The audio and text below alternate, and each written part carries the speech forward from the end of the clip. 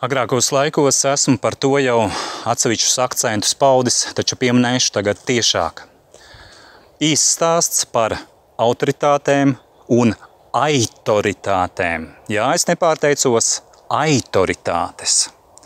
Būtībā mūsdienu autoritātes ir aitu gani. Ar aitām domāti tie, kas zaudējuši cilvēcību, jo tikai necilvēki ir spējīgi bez sirdsapziņas pārmetumiem padoties, izkalpoties, darīt to sistemātiski un vēl censties citus pakļaut, padarot tos par vergiem.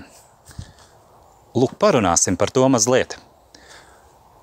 Mums ir iestāstīts, ka mēs virzamies attīstības ceļā, ka notiek progress zinātnē, medicīnā, ekonomikā un tā joprojām entajos parametros. Taču tas ir līmenis, kas atbilst, īsos vārdos to teikšu, karalis ir kails stāstam. Tātad notiek izlikšanās. Nav nekā no tā pa īstam. Tā vietā ir degradācija. Un vēlreiz teikšu, izlikšanās par to, ka viss ir kārtībā. Ejam tālāk. Kā tad ir ar šīm autoritātēm, speciālistiem, līderiem, viedokļu līderiem un tā joprojām? Kas tad viņi ir? Pa lielām tur ir divi līmeņi, kas attiecās uz vārdu sistēma.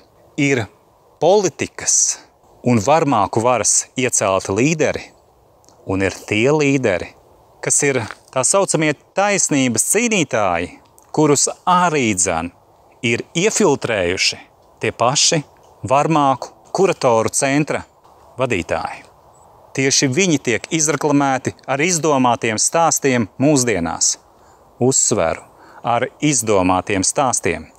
Viņi strādā pie tā, lai manipulētu ar dažādiem cilvēkiem, ar viņu pārliecībām, ar viņu vērtībām un tā joprojām. Viņi pat veido scenārijus, veido šovus, lai tādā veidā aizēnotu to cilvēku dzīves stāstus, pret kuriem viņi šie varmākas un liekuļu bari vēršas. Pie šī es šajā reizē apstāšos.